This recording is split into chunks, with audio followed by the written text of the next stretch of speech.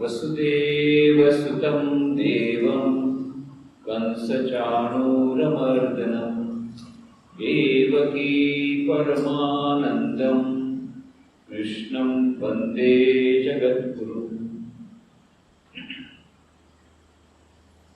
Dear Swami Saradanandji, the members of the ashrama and dear devotees,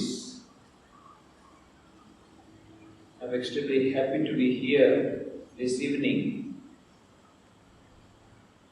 I had heard a lot about Ramakrishna Center of South Africa from our General Secretary Maharaj, Swami Swaranandji.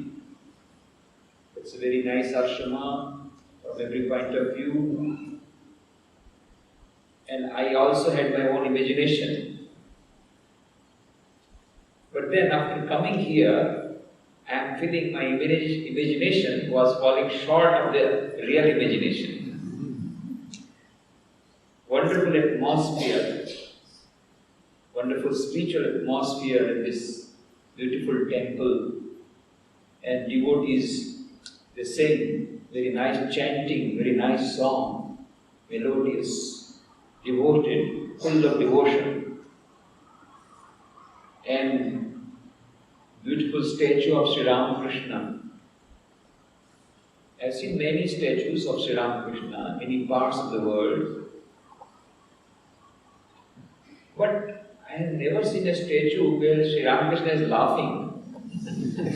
Here, somehow I felt he is laughing. He is so happy with the quality of the devotees, perhaps, that he is laughing. There are more beautiful statues in Durban, in Rajkot, but then nowhere I have seen a laughing Sri Ramakrishna. So just like laughing Buddha, he is laughing Ramakrishna. Very happy. Now there is 7 days lecture series. I don't know what I should say. Swami Saradananda is so learned, and you are also so learned. What I should speak?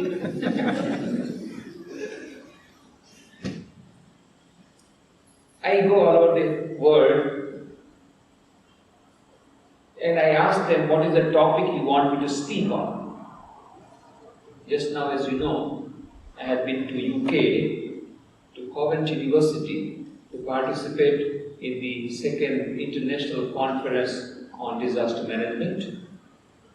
So, Dr. Alan Hunter is a professor of Coventry University, great devotee of Sri Ramakrishna. They are running Sarada Vedanta Center there.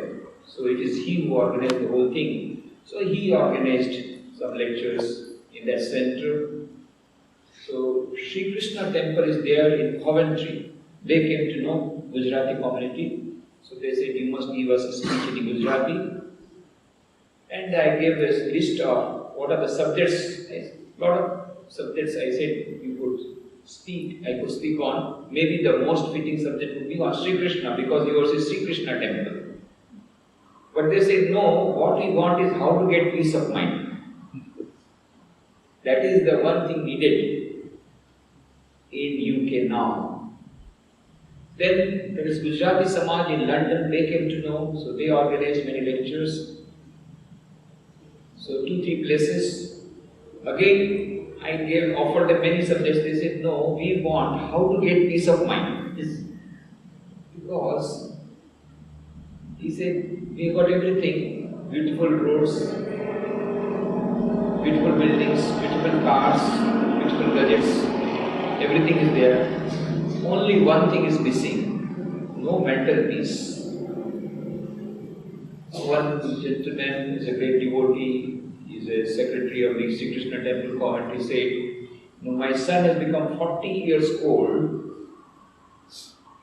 I tell him, when shall you get married? Don't talk about marriage. Everything is fine, but he doesn't want to marry. Another person, I asked another lady, she told, her daughter comes, she is in Coventry, daughter is working in Birmingham, every weekend she comes, goes to say hello to mother. Everything is fine, she is working very nice, 40 years old, but she doesn't want to marry, that is the only problem. So, why? We are telling our friends are married, they have burnt their fingers, we don't want to burn our fingers. Because marriage is not going to last. At the most 2-3 years, again divorce, again marriage, and the cost of divorce is more than marriage. So who will go all through all these things? So we don't want to marry. And then they say, if the animals are not marrying, why should we marry? So now they are living animal life. They produce children and just throw them into the orphanages and enjoy life. That is how the bad condition has come to. No mental peace. The old parents are living separately, the children are separate, no family life, lot of problems.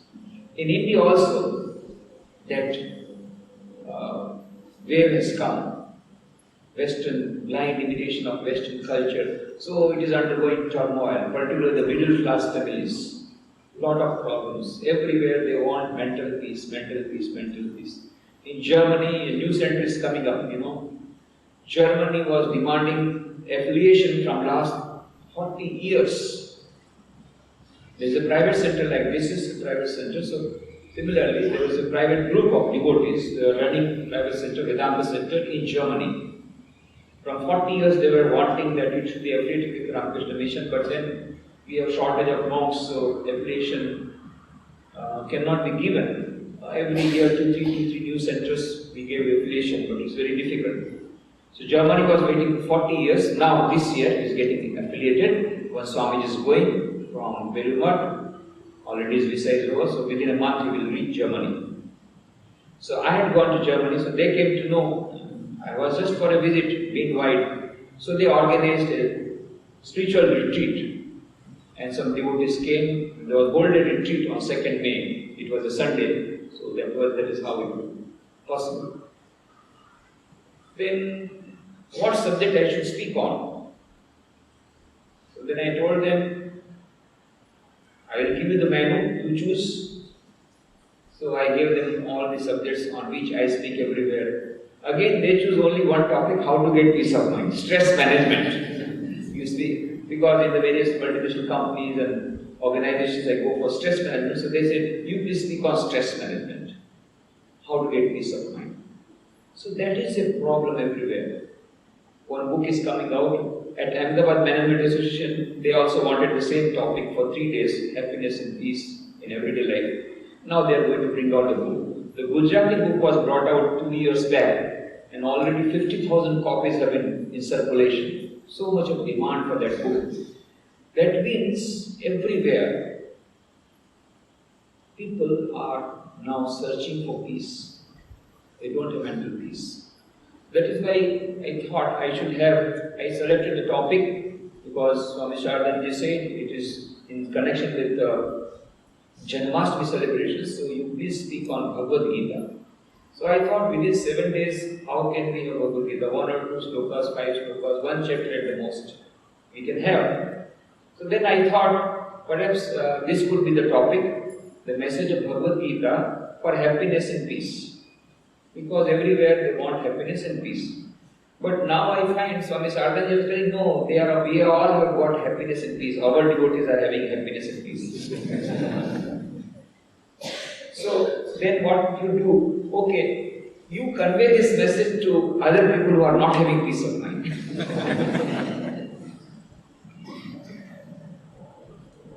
But Gita is a wonderful book. Wonderful. When I go for lecturing and management institutions, they ask me, you are talking about Gita, this, but is it practical? I said, what do you think practical? You see XYZ is a practical man or a practical businessman. Why? Because he is making a lot of profit. And because he is able to sell his goods.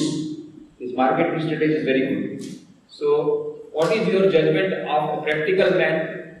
What is your judgment of practical? One which sells.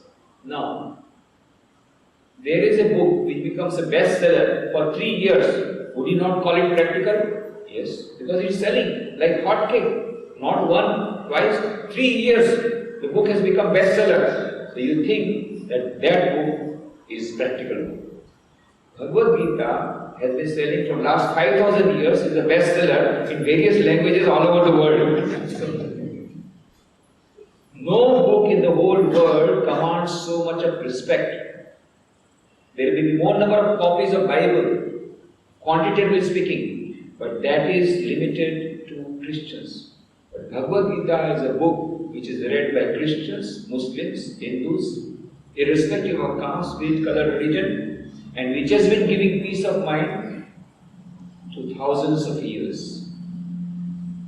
So it is the most practical book. Of course, many people take it that Gita will give you the message how to realize God, how to reach the infinite, how to get moksha. It is a moksha shastra. For some people they call it moksha shastra. It will give you it will tell you how to get moksha, how to get mukti, how to get nirvana. Well, that is good. But that is not enough.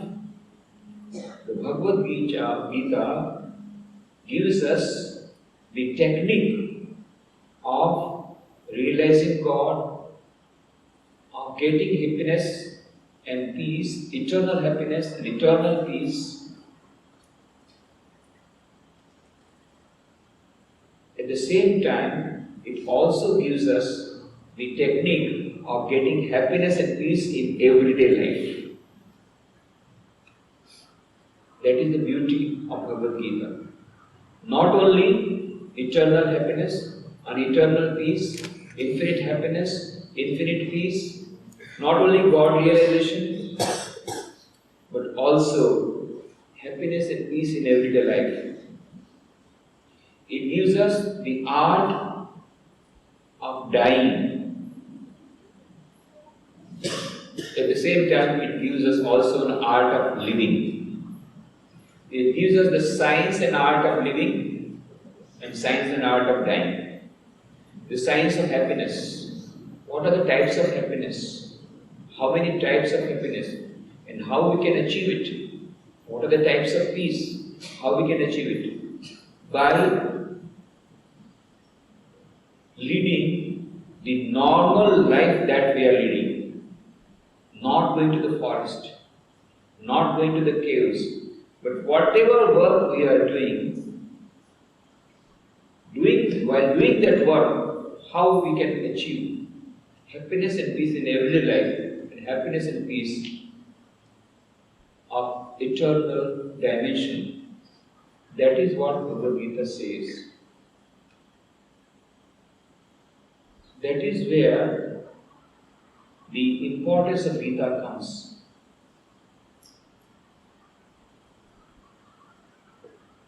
Stress management also. Now they are talking about stress management. A Chicago-based research corporation made a survey and they found out in the United States 40% of the companies are having regular courses on stress management. Executives and officers are having a lot of stress. So regular courses on stress management. But the Western models of stress management are not working. They are not much effective.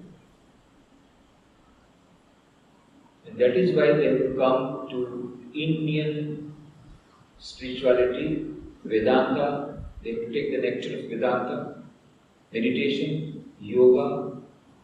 That's why in the newspaper items you will find Americans going gaga over yoga.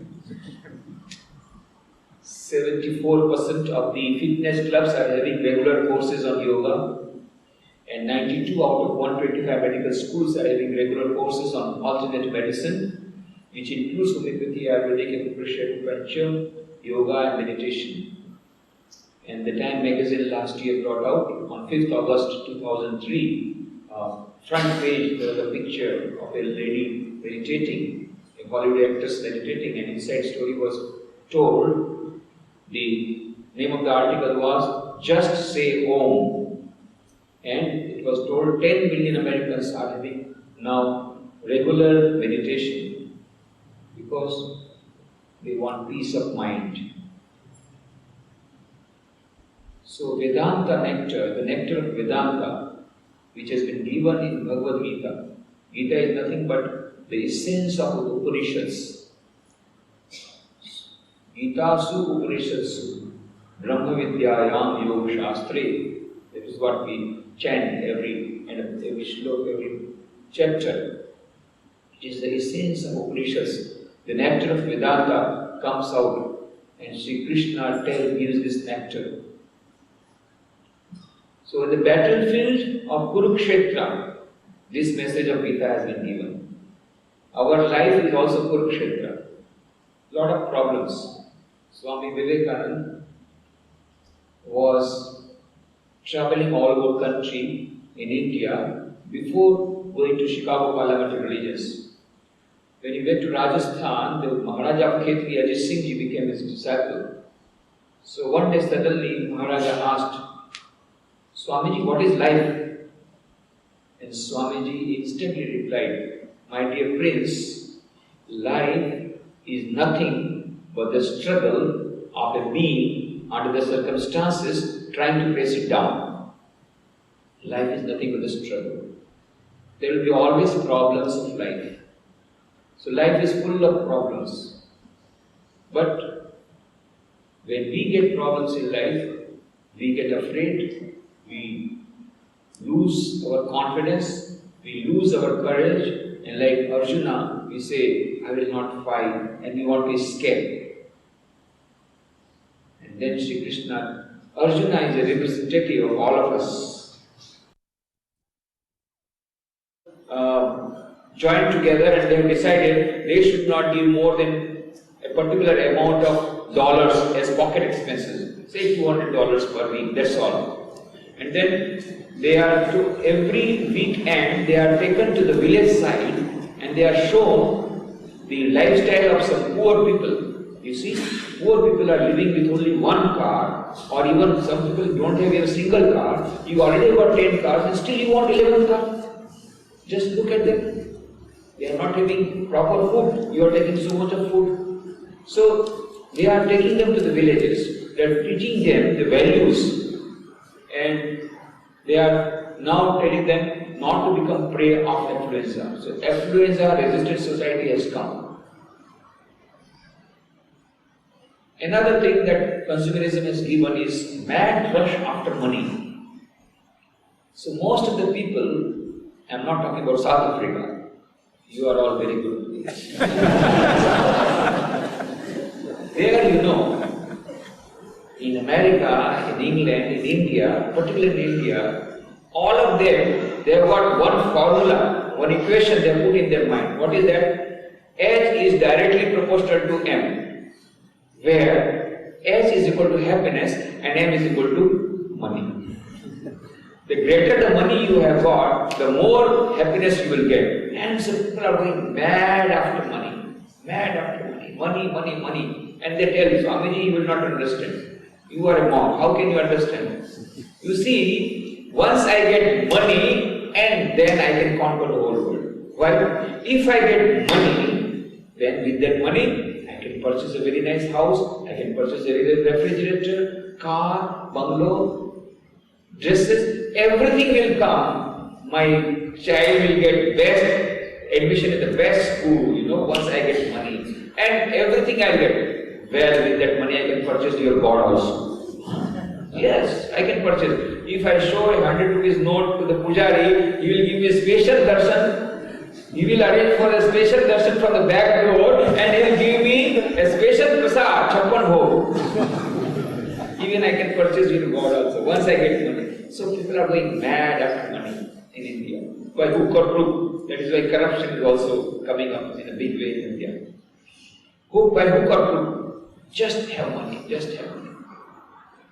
So this is what the equation has been formed, but this is a wrong formula, a wrong equation. H is not directly proportional to M, I tell them. You see, if statistical analysis of any value, there are 3 countries which are having highest per capita income. What are the 3 countries? America, Japan and Sweden. I am talking about some time back, I don't know the latest figures, but some time back, these were the 3 countries having highest per capita income rate. And there are 3 countries having highest rate of suicides. And the names of the countries are America, Japan and Sweden. And there are 3 countries having highest rate of mental patients, psychic patients. And the countries are America, Japan and Sweden. So what is the equation? H is inversely proportional to M.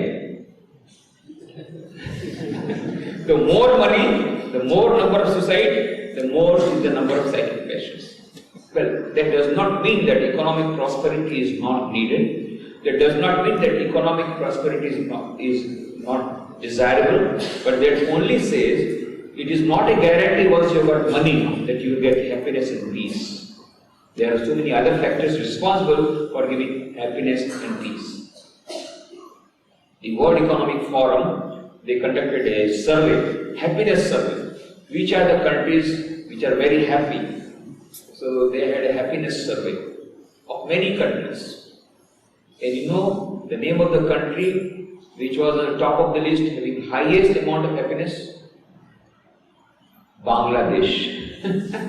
Bangladesh was found to be in the happiness scale top, which is having lowest per capita income. The serial number of India was 5th. And Great Britain was 35th and America 65th in the list. Though America has got a lot of money, but 65th in happiness survey, people are not happy.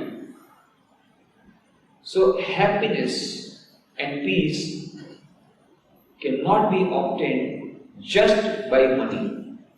Robert D. Rock wrote a book, Mind and Medicine.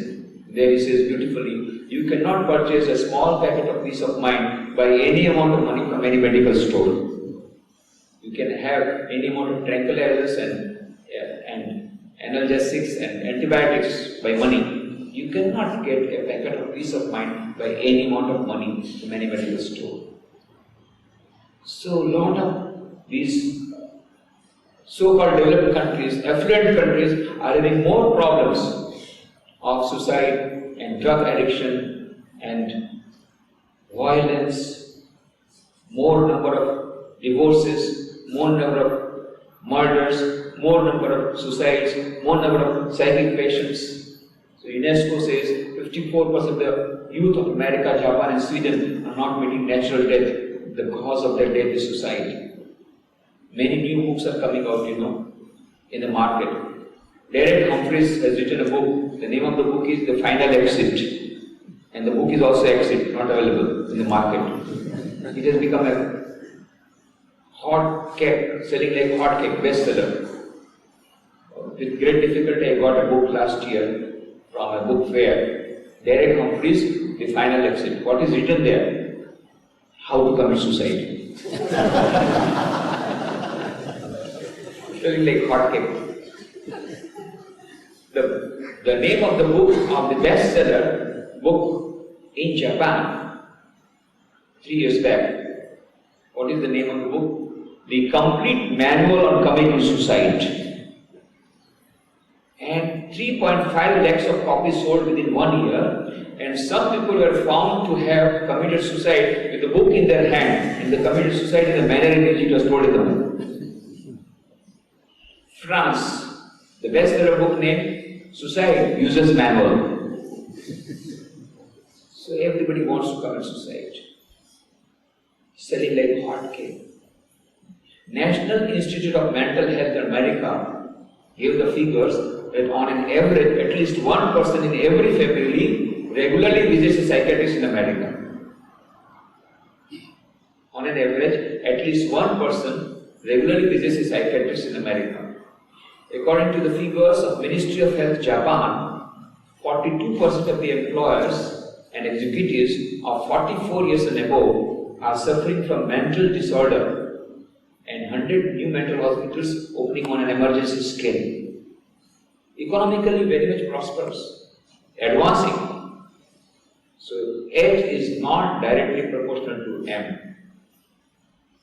The statistical analysis says H is inversely proportional to M. But we may not take that. But at least let us know, only money cannot give. This modern society is running mad after money. That is why one of the great psychologists says, Carl Jung, 1/3 of my patients are not suffering from any clearly definable neurosis. They are suffering from the emptiness of their life and the lack of meaningfulness of their life.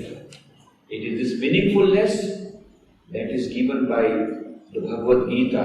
Gives the life, the meaning to our life. What is the purpose for which we are living? Why have we come to the world? What is the purpose? This emptiness will be removed. The real neurosis will be removed. Mental melodies will be removed by Bhagavad Gita. That is its importance. And it will teach us the real values of life. We have lost the basic purpose of life. There is a Zen story. A person was sitting on the horse and the horse was galloping at full speed. Now somebody asked the person, where are you going? And the person said, ask the horse. Because I am not taking the horse, it is the horse which is taking me. So for most of the people, we are not leading life, life is leading us. We don't know where we are going. We don't know. Swami Nikhileswarananda, the 10th president of the Ramakrishna Mountain Mission, he was the direct disciple of Holy Mother Sharda Devi. He used to give a beautiful story, a Japanese story. There was a boy who used to work in a village, in a house. So one day the mistress told, you see, today the master has gone somewhere out and there are certain things very much necessary, urgently required. So you go to the nearby city and purchase the book, purchase the items. Now the boy had never gone to the city, but now it is required. So he was sent, he was given some money.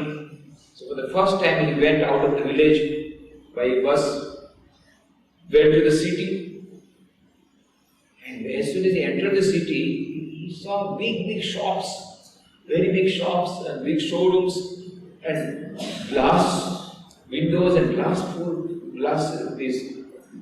full of these decorations. And as he is seeing and going on, suddenly he found there was an exhibition going on. So he entered that exhibition, and in the exhibition there were so many shops, and there were so many shops on the street, and various types of sweets, various types of items for eating. Then there was a magic show going on. So he went for the magic show. Likewise, he was enjoying to the fullest. Suddenly he heard one announcement on the mic. This is the last bus going to this village. And oh my God, last trip. It is evening. Whole day he has enjoyed. Suddenly, so immediately he went to the bus, went inside the bus, and then went to the house. Then the missus, why you are so late? I am waiting from morning. Why you are so late? Oh, I don't know, because you see there are so many good things. So I was looking at them, I didn't know that the evening is approached. I didn't have any sense of time. Okay, where are the items? Items? You not brought the items? No. Then why did you go? Why have you gone? To purchase the items. Oh, I forgot to bring the items. The main purpose was to bring the items. That has been forgotten. And the whole time has gone on seeing the market. This is the predicament. All of us have come to earth. Why? For realizing God. But we have forgot the purpose. We have forgotten the purpose for which we have come. We are now busy in marketing. So many things, so many attractions, so many items of work. Anybody, I tell in India, please read the book, please. Swamiji, where is the time? No time. There is time for everything, but no time for God, no time for satsang. Swamiji, life is very fast, you don't know how fast. आया था किस काम दे सोया चादर तान कर समय हुआ अब जाग गाफिल अपना आप पहचान ले. This is a beautiful song. आया था किस काम से?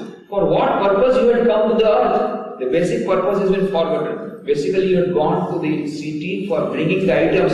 Items have not been brought, but you have seen the whole city.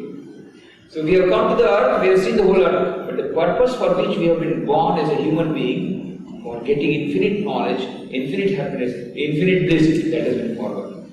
Now Bhagavad Gita will tell us what is the purpose for which you have come to the earth. Why we assume the human birth and how human beings are different from animals. How are we different from animals? We have got a specific purpose for life, but we have forgotten. Fortunately, the modern science is now coming to our aid. Our scriptures used to say there are 84 lakhs of species. Only one human species can have God realization, can have self-knowledge, can have spiritual knowledge. This is our forefathers used to say, our scriptures used to say, but we didn't believe. But what the modern science is telling, that only development of IQ and EQ is not enough. The development of SQ is also necessary. There is a book by Dana Zohar. She is a professor of Oxford University. I wanted to meet her, but she had gone to States. I couldn't meet her during the last visit to UK. But then I found that book. At least some scientific evidence has been given. So she has written a book. The name of the book is SQ, Spiritual Intelligence, the Ultimate Intelligence. SQ, Spiritual Intelligence.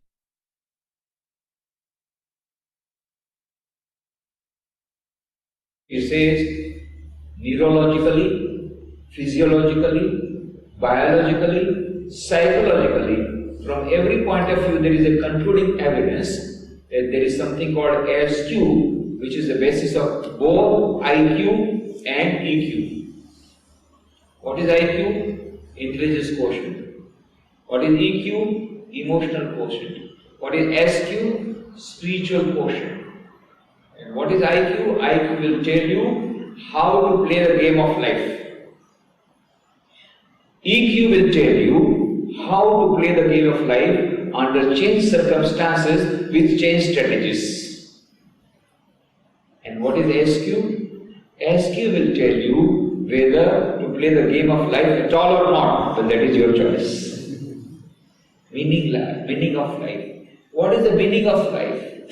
Why we have come to this earth? What is the ultimate purpose of our life? This is what SQ will tell you. And the second discovery of the modern science is that they have found neurologically that according to modern science, IQ is available with all the species, including the computers. EQ is available only with a few species, not all the species. But SQ is available only with the human species. Just imagine. Our scriptures used to say only human beings can have spiritual knowledge. Out of 84 lakhs of species, only one species, that is human beings, only can have spiritual knowledge. The modern science says no. 1 crore 24 lakhs of species are there. Perhaps it might have developed because of cloning and so many things are going on, you see. So, but modern science says 1 crore 24 lakh species, but only human being can have spiritual knowledge, SQ. So both are meeting at this point. Only human beings have got the special prerogative of having spiritual knowledge, of development of SQ, of complete fulfillment, getting perfection, getting infinite knowledge, infinite bliss, infinite happiness. That is a special prerogative of human beings. So the Gita will teach us what is the purpose of life, which we have forgotten. Gita will also tell us how to achieve this, how to get this, develop this SQ. Gita will also tell us how to get this infinite knowledge, infinite bliss, infinite happiness, infinite life before we die. Not only that, it will also teach us, while doing all our work, without leaving our work, converting that work into worship. How? Without any additional amount of any additional expenditure of energy, without any additional expenditure of time, just by changing the attitude of mind, just by a paradigm shift of our thinking, how can we achieve that infinite knowledge, infinite happiness, infinite bliss, infinite peace, infinite happiness in our daily life while doing all our activities? And how can we have that happiness and peace in daily life? It will give us the clue as to how we can overcome this tendency of greed, of consumerism, and it will remind us the purpose of life. There was a fisherman. He was sleeping. It was afternoon. He was sleeping in his boat. Now, there was a consultant, management consultant, sitting on the shores of the ocean. So, he asked this fisherman, "Hey, why are you sleeping? This is afternoon, why are you not going for fishing?" Then the fisherman replied, "Sir, you know what happened? In the morning while I was fishing, I got a very big fish, luckily. And so I sold it and I got the money. And that money is enough for my today's needs. So my quota is over. So I am now relaxing, enjoying and sleeping." Then this management person said, "You fool, there is time left. Why don't you go and have more of fishing and earn more money?" Then this fellow said, "But what will I do with extra money? I don't need extra money. I have already fulfilled my basic needs of today. Today's quota is over. There should not be any quota. You go on getting more money. What will I do with the money? You save that money." Saving, he never heard the word saving. What will I do with the saving? Go on saving, and afterwards when you got good amount, then you purchase a bigger boat than this. I'll teach you, I am a management consultant. So when you get a bigger boat, then you'll be able to go deeper into the ocean. So you'll be able to get much bigger fishes. And so you'll be able to earn more money. But what will I do with that money? That also you save. And then you get still bigger boat. And later on you can have a very big company. And so many boats will be under you. And then afterwards, when you have a lot of money, when you earn a lot of money, then you come to me. You know, I have got the latest market in all the share markets of all the big companies. So I will tell you where to invest money. I know investment procedure. So I will tell you where to invest money. Once you invest that money, what will happen? Every month you will get a very nice fixed income. And then you will be able to sleep nicely. Well, I was sleeping nicely, it was you who disturbed me.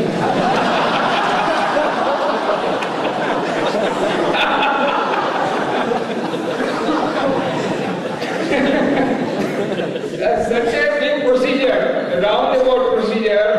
You are telling me, ultimately, you want to utilize that money for purchasing tranquilizers. Many people I ask, what are you doing? I want to enjoy life. Are you enjoying? No, at present I am busy in making money. So when will you enjoy? When the doctor will say this is the third chance of heart attack.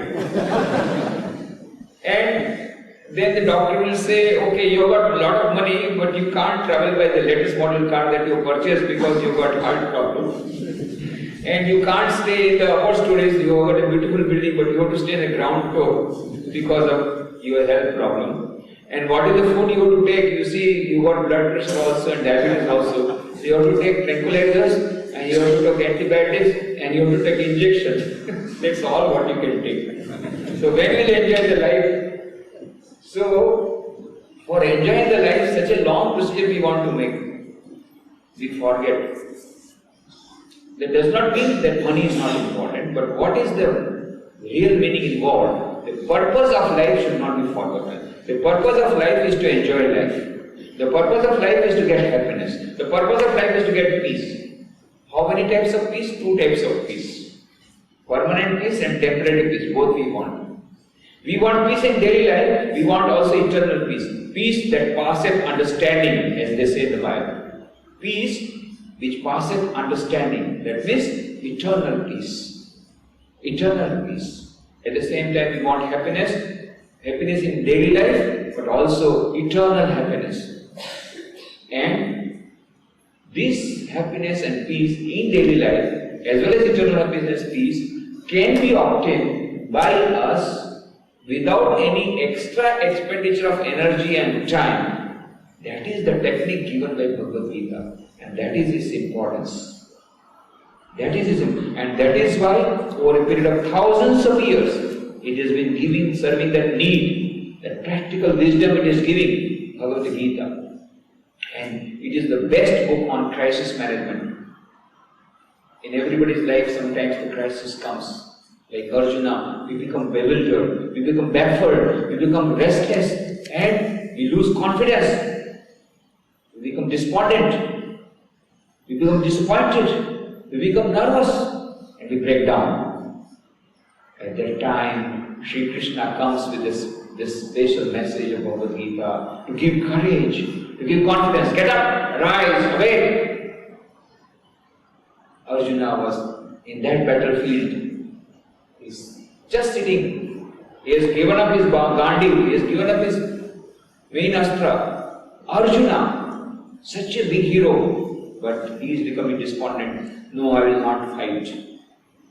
Problems of life I cannot manage now. It is enough. Enough is enough. Now I don't want to fight. Sit down. And the whole allegory has been told. The greatest tragedy that can come, the greatest crisis that can come to a general, that crisis has come. And in that, how to come out of that crisis? So, Bhagavad Gita gives the wisdom of crisis management, stress management, mind management, how to manage the mind, which is running faster than any aeroplane or any spacecraft in the whole world. Within a fraction of a second, we go, our mind goes here and there while we are sitting in meditation particularly.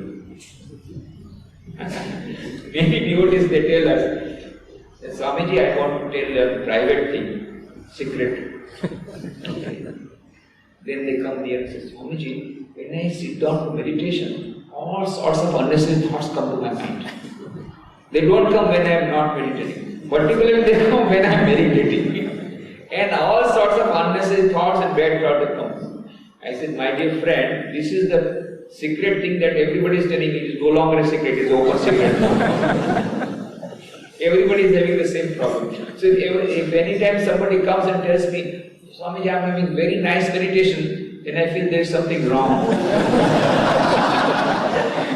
Either he has gone beyond, he has become a perfect yogi, or he is preparing for a mental hospital.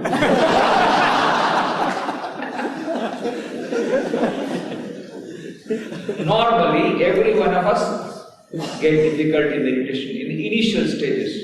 And the initial stage may be not only a few days, it may go to years. Swami Vivekananda says, when it comes to spirituality, most of us will find out we are all children in the kindergarten of the spiritual school, just like kindergarten. So it happens. It is very difficult to control this mind. For Arjuna it was difficult, for Swami Vivekananda it was difficult, for Buddha it was difficult. Lord Buddha says it is easier to control 1,000 men single-handedly, but it is more difficult to control this mind. This Buddha says. And Swami Vivekananda says, yes, it is difficult to control the mind. And in Raj Yoga he gives an analogy. Why it has become difficult to know? Because this mind is like a monkey. And he gives the example of a monkey. There was a monkey. Monkey is naturally restless, always jumping. But what happened? Then one day somebody gave the wine, so the monkey took a lot of wine. So after taking the wine, it started jumping more. Then one scorpion stung it. So still now you can see more of jumping. And then one devil entered into his head. So now you can just imagine his jumping. So Swami Vivekananda says, our mind is like that monkey, always restless by nature, but then we have taken a lot of wine of desire. I want Maruti 1000, I want this car, I want this bungalow, I want this dress, I want this one, I want to become this, I want to become like this, I want to conquer this, I want this, I want this, I want this. Desire. So we are drinking deep, this lot of wine we are taking every day. We are taking wine. So more of restlessness. Then scorpion stinging. What is a scorpion? Jealousy. Why that fellow went ahead of me? Let me see. How can I bring him down? So jealousy enters, then our mind becomes more restless. Then the demon of ego enters. Don't you know who am I? I am the police officer. I am going to take you to the task. Don't you know I am the mother-in-law? Whatever I say, you're true. So this ego, when that enters, further restlessness. So with this mind we have to manage. That is why Sri Krishna says, yes, it's very difficult. But of course, modern gurus, they say it's very easy to control the mind. Just give $35, instant samadhi I will give you. So there's a lot of commercialization come because there's no peace. And people want peace of mind, so they go to so many places. The two markets are very much flourishing. All over the world, there is some slump has come in the market. But two fields, the markets are thriving. In the two fields, they are thriving like anything. One is the educational field. Lot of commercial constitutions coming up everywhere, earning money, not giving education. Second is religion. So many markets have opened. $35, they have lot of publicity stunt they will be giving. $35 instant samadhi, come. And money back guarantee. Enlightenment cassettes are available. Money back guarantee enlightenment cassettes. Buddha was a fool, Swami Vivekananda is a fool, all of them were fools. They did practice for so many years meditation, but they could have purchased these cassettes. Unfortunately. You see, it's so easy. $35 instant samadhi. They want instant coffee, instant samadhi, instant success, everything instant. And if you don't get instant, then instant death. It's the age of instant. So this restlessness come to us. Bhagavad Gita gives us the message. Bhagavad Gita will teach us how to get happiness and peace in everyday life and how to get eternal happiness, eternal peace. Time is over, I think. So, tomorrow, I have given the only introduction. Then, how Bhagavad Gita gives us this message. First of all, we will go through the introduction, the importance of Bhagavad Gita, importance of having a daily reading of Bhagavad Gita, importance of this, and then what are the various yogas that has been taught by Gita. Through those yogas, how can we get the happiness and peace? We will try to see within now 6 days left, whatever we can, some few slokas we can take up, not the whole of Gita, but very pertinent slokas we will take up. Very important slokas which will give us the whole gamut of stress management, mind management, crisis management, mind, everything, and how to get happiness in everyday life, and peace in everyday life, and eternal happiness and eternal peace, and that will make our life more meaningful. That is the idea. So it goes today. Om Shanti Shanti Shanti Harihi.